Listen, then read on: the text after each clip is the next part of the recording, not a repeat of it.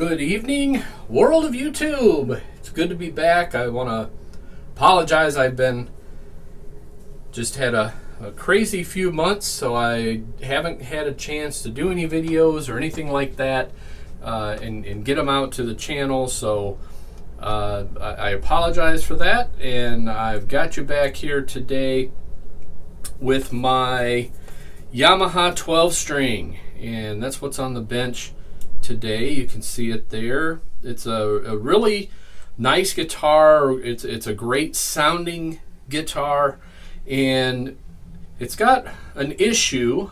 You can see here just a couple of things that I've done here.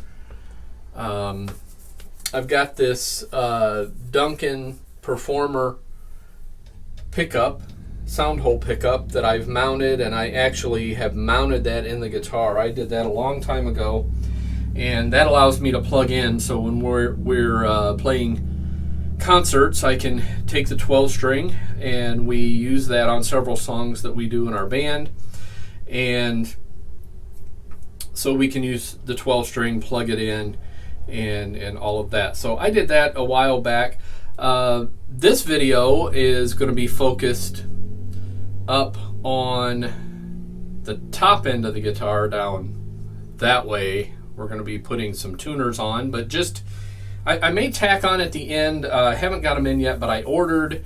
You can see, let me see if I can zoom you in here and get a decent shot of, I have to adjust the camera a little bit. Been a while, so excuse the amateur camera work here. So there's that. You can see those bridge pins. Those are actually plastic bridge pins. I've ordered a set, actually two sets, because they come in sets of 6 for those of you that have ever ordered bridge pins. I've ordered ebony bridge pins, and those will be in probably in the next day or two, and so those will be going in as well, and I may tack that on to the end of this video, but again, it's not hard to swap out bridge pins. What we're going to focus on today, again, this really nice looking Yamaha 12 string. For those of you who are interested in all of that, it is it's an FG model number, FG-512II, Roman numeral 2, and it is an early 80s Yamaha 12 string. It's really, really nice. The action is really nice. I have dropped the saddle down about as much as I can, and I've still got really good string action. It plays really, really nice. It could be a little lower down in here, but I'm really not going to worry about that because you don't play a 12 string, at least I don't, down in that area of the neck. So anyway, focus of this particular video, if this guitar has a drawback, and in my opinion it does, and I've finally been able to, and I'm going to just zoom you in here because this is where we're going to be working. You can already see I've done a bit of a test run here for purposes of our video this evening. And again, I'm just trying to reposition the camera here and get you in a really good spot so you can see what's going on. You might see my fingers a little bit here, and I'll try to make sure to step back and keep you in the picture and all of that. But here's what we've got. These are the tuners, tuning machines, tuning keys, whatever you want to call them, that came on the guitar. And what happens, these are, in my opinion, these are real cheapy kind of tuners, and that's just a cover there that comes off, and you can see, if I can get the camera zoom in there, and you can see there's a gear, and that's kind of how it works there. And what has happened is several of these, I'm going to say about half of them, are really, really loose. I can grab the tuner by the button, and I can actually wiggle back and forth. And it's not moving in the hole, it's actually moving. There's sloppiness where this gear goes into this, where these gears come together. It's a worm gear and a, I don't know what you call those. Somebody can put a comment down there and let me know what you call that stuff. But I've gone through and I pulled all these covers and tightened these screws and all of that, and it didn't help at all. They're still really bad, and it's affecting not the playability of the instrument, but it's staying in tune. It's requiring tuning, and when we're doing shows, that's kind of a bad thing because you just want to be able to pick the guitar up and play it. So these are coming out. I've already taken this one out, as you can see, and I'm going to show you this entire process. But I've also taken out the ferrule, and those have to be tapped out. There are bushing ferrules, they're bushings or ferrules, whatever you want to call them, but they get pushed in there, and I've tapped that one out. So I've kind of got a jump here, just so I have good plan for the video and don't waste a lot of time here. Here's what we're putting in.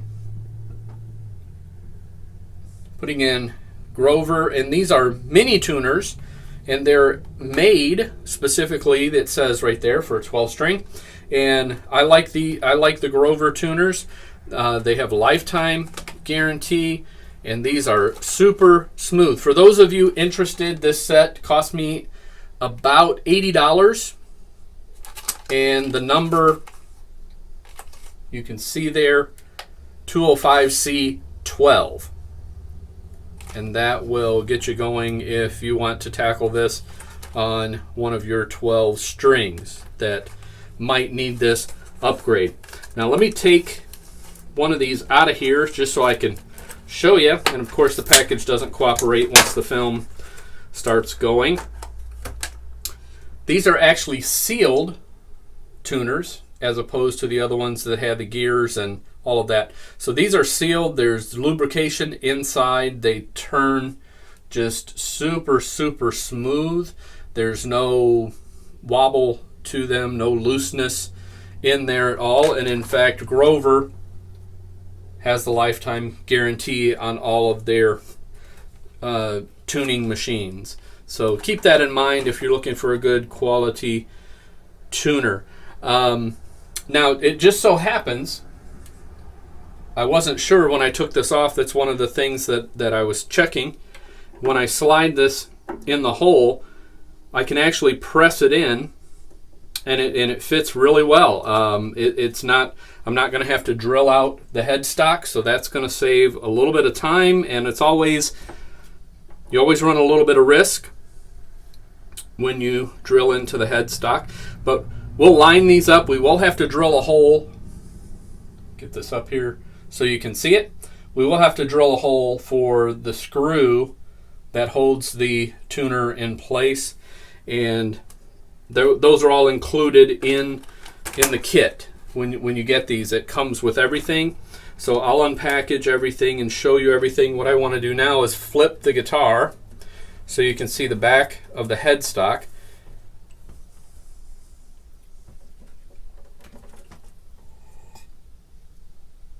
Okay, so you got a good view there. And what you can see is here are the mounting screws. You can see these tuners. I'm going to take all of these are coming out, and you can see the two mounting points where the screws were for this particular tuner, and each of these has two screws. What's going to happen is, see if I can hold this and slide this other tuner in, kind of get it in place where I want it.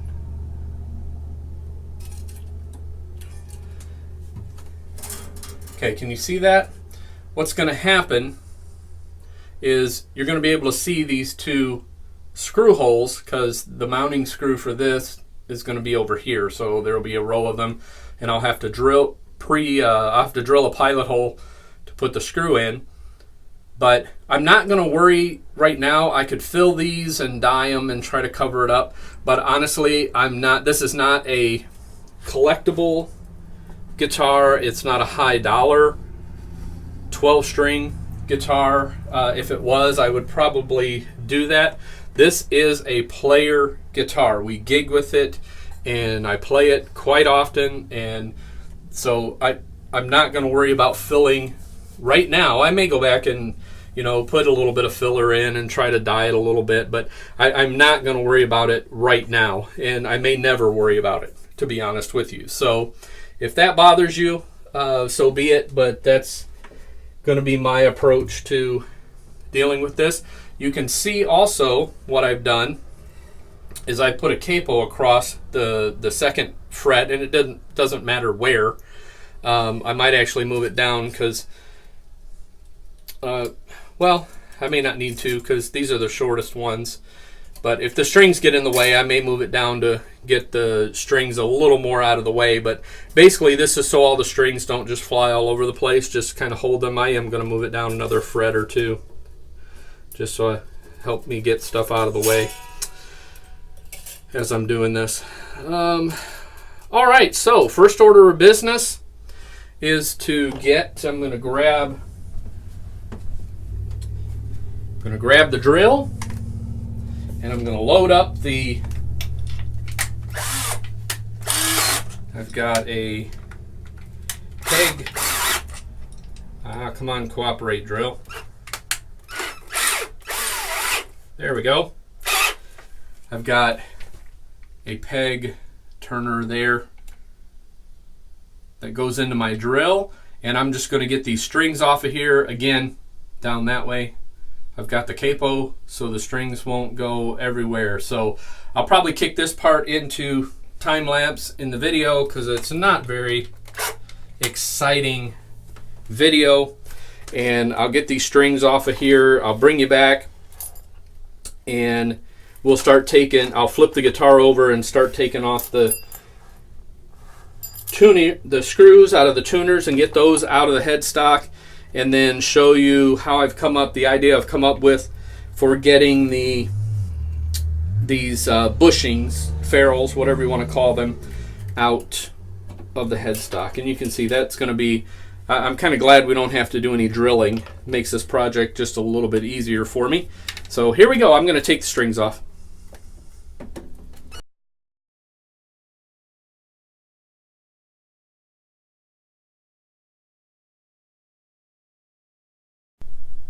Okay, that little bit of excitement done, and the strings are held out of the way, as you can see there. And now we can get down to business. I just will, if you're going to do any of this kind of work, I will just recommend that you always find the right size screwdriver and the right size any tool that you're going to use. So right size, whether it's a screwdriver for screws or an Allen wrench or socket for a truss rod adjustment, anything like that, you want to make sure that you're using the right tool for the job. Make sure I got you in the film here. All right, and here's what we're going to do. Those screws I showed you, I'm just going to take those out. I will be saving these because if you do any kind of guitar work, like I do quite a bit of guitar work actually. It's a hobby for me. I don't make money doing guitar work or anything like that. It's a hobby for me, but I do guitar work and help people with guitars and work and guitar builds and all kinds of stuff as I have time. But if you do any of that kind of stuff, when you make changes like this, you definitely don't throw this stuff away. You put it in a zip top bag, which I'm going to do, and you save all of this stuff. You never know when you might need, you're working on another guitar and you need a screw or a gear or one of these tuners that's still in good shape could be used on another guitar, or somebody brings one in that's got one that's in bad shape. So yeah, don't throw any of that kind of stuff away. And if you're watching this, let me say again, just thanks for joining, and encourage you to subscribe to the channel. And again, my apologies for not being around for a while with a video, but life has been really busy the last couple of months. Especially, I've had some changes in my real world job, which has of course nothing to do with guitars or art or any of that. I see here, I give you this really quick, see if you can see how much that tuning key is moving, and that gear is tight inside there. It's just, they are cheap tuning machines and worn out. Anyway, I've had some pretty major restructuring of my responsibilities at my real job that pays the bills. So I've kind of had to put the video stuff and a lot of the guitar work. It's been about all I could do to make it to band practice and gig every once in a while, which I enjoy doing because I play music with my family. So when we get together, we practice once a week and we try to play once or twice a month, and it's been about all I can do to keep up with that because of everything that's been going on. So I apologize to my viewers for being gone for so long, but I'm going to try to get back. Things, hopefully, and I shouldn't say this because I'll probably jinx myself, but hopefully things are going to be somewhat settled now, and I'll be able to get back to doing some stuff that I like to do. I've still got an arch top guitar. It's an old early 60s, 1962 I believe it is, a K arch top guitar that I've been doing some restoration on. It's not a true restoration in the sense of the term because I'm doing a lot of modifications and changes, but again, it's one of those things that's just going to stay in my collection. So it's a guitar that I'm doing for me. So alright, that gets rid of all of the tuners from the back of the head, or out of the headstock. Now all we have left are the bushings that need to come out, and here's what those look like. They're fairly substantial in this guitar, which being a 12 string, you got a lot of pressure there, so you'd kind of expect that. But here's what I've come up with to get those out. I've just taken, this is the attachment for my drill that normally holds this guy, and that's magnetic, so I've taken that out, and this fits down in the hole, and I can tap it with my hammer and tap those out of there. And the one that came out, I had to whack it pretty good to get it out of there, but it did not do any damage to the finish on the front of the guitar, which is always a concern, so that's good. So I'll show you one, and I'm going to take this off of my stand here because I don't want to break it. What I'm going to do is I'm going to support the guitar here in my hand, the headstock. So I'm going to support it like this. Make sure I got you in the camera here. Yep. I'm going to support it like this, and then I'm going to take my mallet and I'm just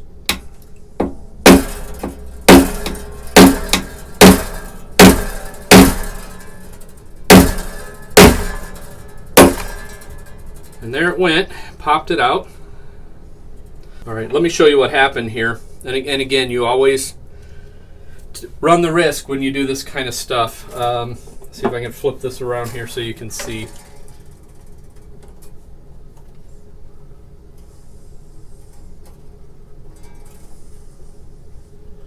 Nope, looks like that one did too. This one here came out really clean. These two did not. Yeah, that's not good. That's not good.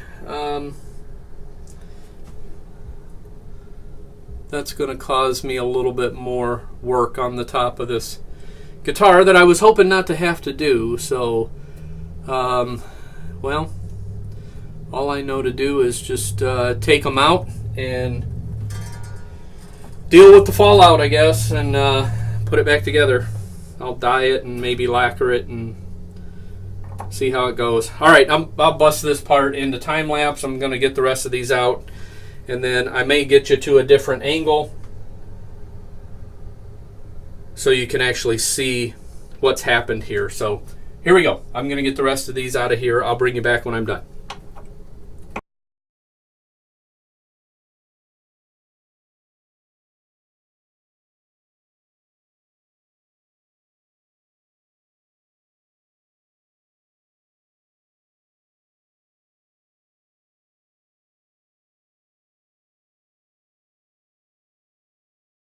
All right, I'm back and I've got you handheld here, and man, this ended up being a mess. And let's see if I can get a good angle. Try not to bounce you around too much, but man, this made a mess. You can see all around here, and some of them are kind of bad. It actually broke through the finish. So I think I'm gonna have to get some glue on some of this stuff and try to clamp it flat, and then maybe I'll have to break out the dies, touch that up a little bit, and maybe touch it with a little bit of lacquer and see if I can clean it up a little bit, at least where it doesn't grab your attention when you look at it. But yeah, it's kind of a mess right now. All right, got you back on the tripod. Going to leave you about right there, I think. I can figure out what I'm going to do with this bit of a mess here that I've got. Probably going to have to pause you and make a trip downstairs and get some wax paper so I can put some glue underneath some of this finish, and then get it clamped back down. And I'm probably just going to use some super glue for that. Man, I never expected those to be that tight and have that much of an issue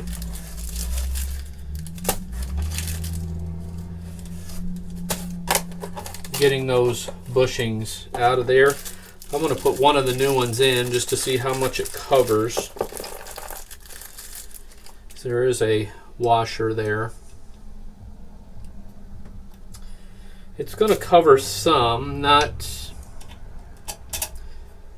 a great deal. I'm looking at a couple of these that are bad. Couple of these are worse than others. Especially here, the finish is actually chipped out here and here and here. About 4 or 5 places the finish is chipped out. Only a couple of them came out really clean. But this one here, I may just touch that with a little bit of dye, because that right there will not even be noticeable. So, all right, well, let me pause you. I'm going to go grab a piece of wax paper that will fit this area, and then I've got to work on cleaning up a mess. Again, that's a risk you take when you work on an instrument. You always run the risk of making a mess, and in this case I did. And so I'm going to have to work on it a little bit. I may even have to do some wet sanding and polishing, some drip fill with some lacquer, and all that kind of stuff. So let me pause you. I think I have everything that I need to get ready to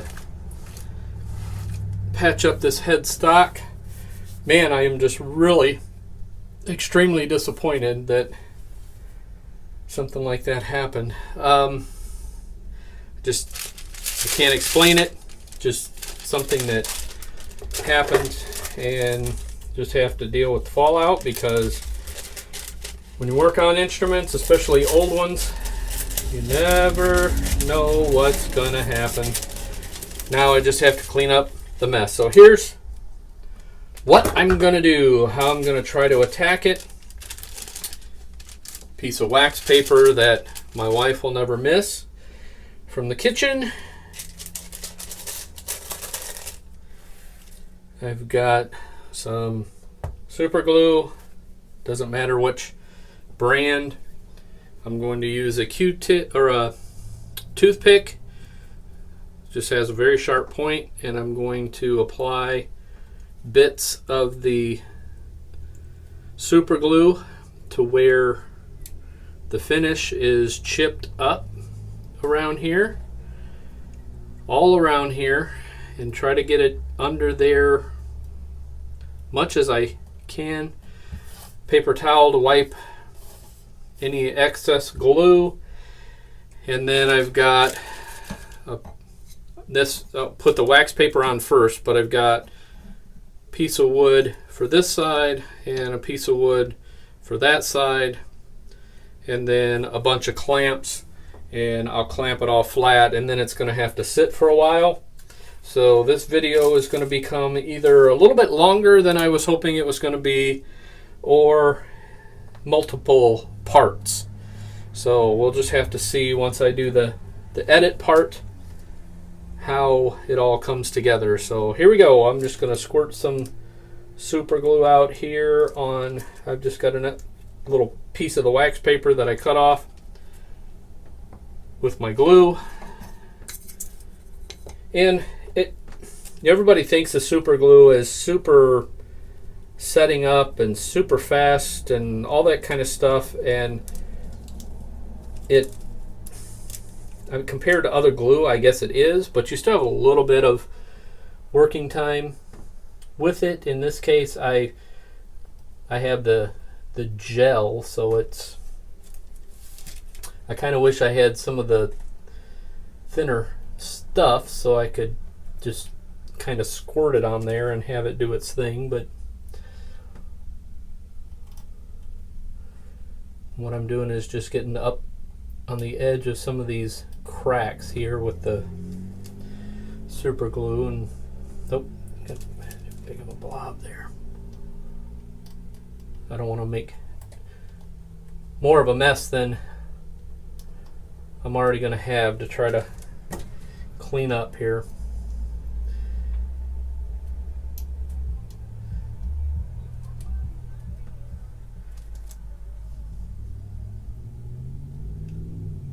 See, that part actually is lifting up, so got some glue under there for sure.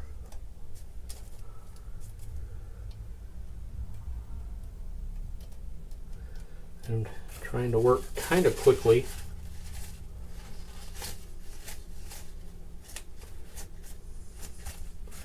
So I can get a clamp on here.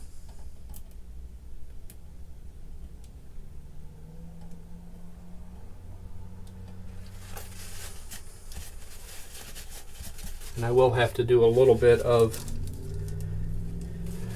dyeing and lacquer and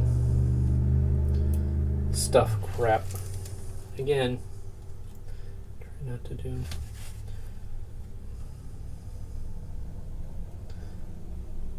more damage than actually broke a piece off there, so I'm trying to do it without gluing my finger on here. Get it back on there. Ah, come on. Camera's rolling, so nothing cooperates.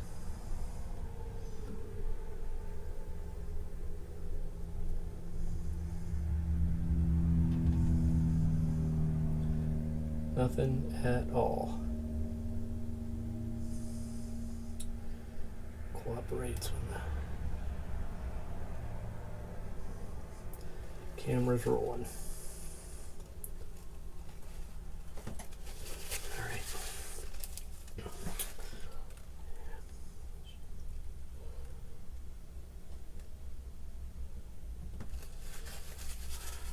All right. Now, I'm going to go with, yeah, I need a little bit up there. Not much, but just a little. Now, wax paper and my boards. Make sure I'm over my holes here. I'm focused on what I'm doing here, and I'm not paying attention to talking to you. But I'm going to go ahead and I'm just going to put a clamp right in the middle to start with.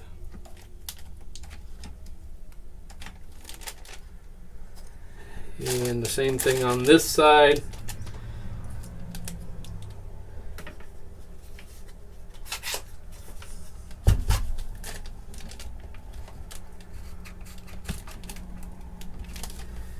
Clamp in the middle, and I've got them fairly snug.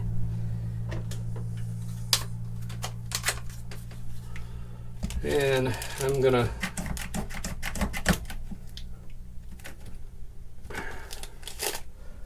one there, another one here.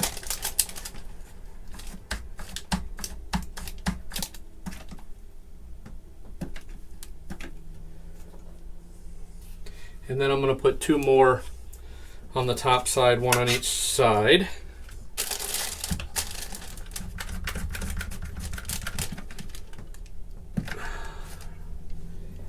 And then I'm going to pause the camera because I need to leave you for a little bit. Again, everybody thinks the super glue is something that sets up really quick and all that, but I'm going to leave this probably for an hour or so at least. Depending on what time it is. I think it's about 9 o'clock this evening, so I may not even get back to this. I may just leave this until tomorrow and then come back to it and see what we need to do as far as touching up the finish. And thanks for watching, and I was kind of hoping we'd get all of this done today and get this video done and ready to post for you, but was not in the cards with this one. Wanted to be difficult, so gonna have to do some work on it, and I'll bring you back in so you can see the finished product, and we'll get it looking really nice. I don't want to leave it looking like it's been damaged, so I'll fix it and make it, you won't see it unless you're really looking for it.